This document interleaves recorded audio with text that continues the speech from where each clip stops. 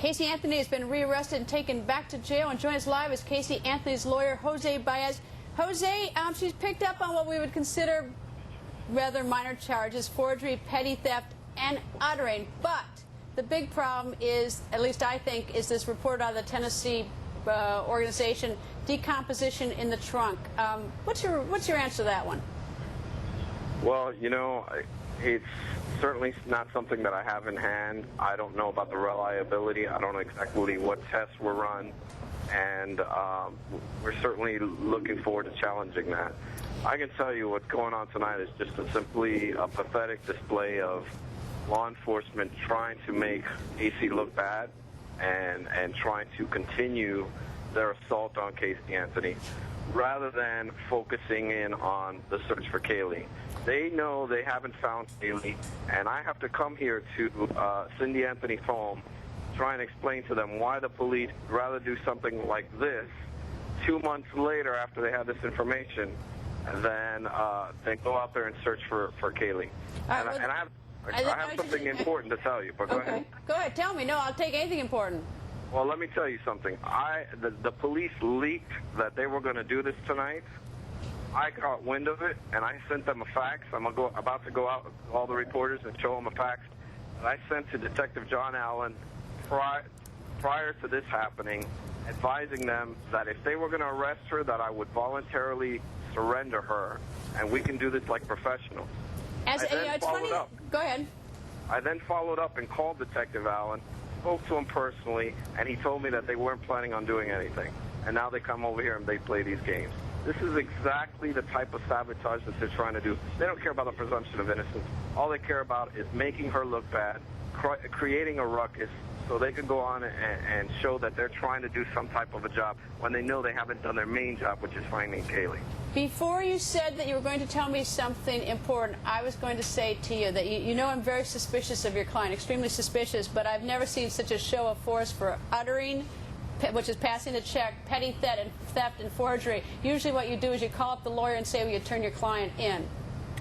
You don't usually have a show for it. I mean, I agree with you on that, but I'm very suspicious of your client. Don't get me wrong, but this is an extraordinary show of force for economic crimes. What's the typical bond for this crime? Well, it should be in the area of under $5,000. All right. Well, it's certainly be under $5,000. Usually, it's normally based on the amount of money that we're talking about. What I'm gathering, it's $700. What your client have to say? What was her mood? I know you won't tell me attorney-client privilege on the substance of the allegation, but what was her mood when the police showed up? Well, I was on the phone with her, and they didn't even want to tell her what she was being arrested for.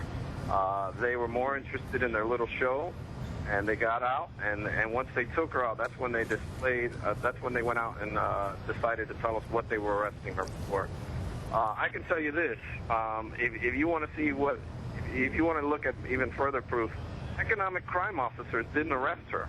It was it's the lead detective, Detective Allen and Detective Mellick, who were the ones who came out here to do this. Apparently, you know, they got their jollies and they did it again. And, you know, it's getting pathetic and ridiculous out here. Jose, thank you, and I assume you got a bond here and you got to do tomorrow or something, so thank you for joining us this evening, and I hope you come back, Jose. Thank you. Let's bring in the panel. Join us live, our criminal defense attorneys Jeff Brown, Michael Cardoza, Ted Williams, and Bernie Grimm.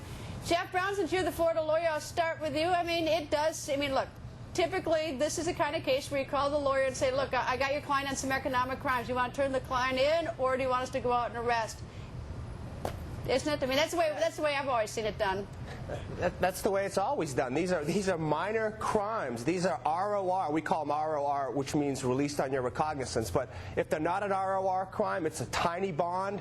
It's just no big deal. And to have this abuse of power, it's upsetting to me to see the government, which is such a powerful force, to be able to do something like this. And it just shows you that power can get corrupted and abused. It happens, and this is an example of it. And I'm sitting about 2 feet from Ted. I can see out of the corner of my eye that Ted is shaking his head. You know, who gives a damn?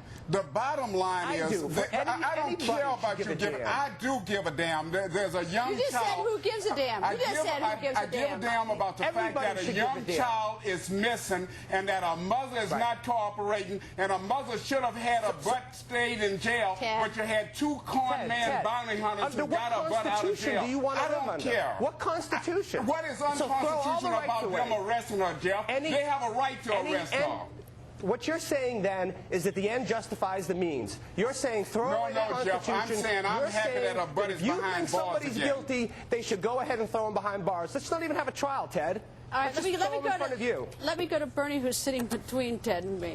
Well, I don't want to disagree with Ted because he sounds dangerous tonight. He's about to throw me off the roof, and thought I was going to get selected. That's why I said you do it, not me. I thought I was going to get picked by McCain today, but that's out, so I'm up here. But at any rate, Jeff's absolutely right, and Ted knows I love him in every conceivable type of way. But at any rate, Jeff's right. You can't send homicide to go arrest somebody on a petty larceny or an uttering charge. I mean, why not? Tell me why not? You can. They're police officers. They're law enforcement officers. You can send law enforcement officers. You can, Ted, but it's not right. Now, what's wrong with it? I'll yield to Michael Cardozo. All right, Michael Cardozo, your turn, because as I said, I'm very suspicious of that young woman, and yet on the other hand, this is not how it's usually done for economic crimes. Go ahead, Michael, your turn. No, it's not done that way at all. And what they're doing is as Jeff and Bernie say, is absolutely wrong. You have the sympathy of the Ted, stop. They have the sympathy of the public. Everybody knows that she did something to her daughter. You're going to make her the victim now by doing stupid things like this. Go forward with your prosecution. Don't grandstand like this. Do what you have to do professionally. I wonder on Greta Live who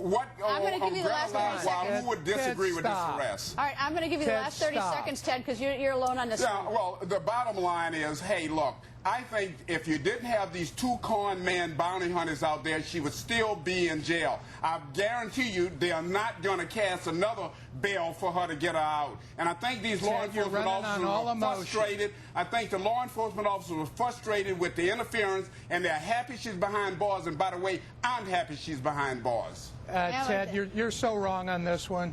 And with that, thank you, Reverend Wright. Anyway, panel, thank you all. It's Friday night. Thank you all.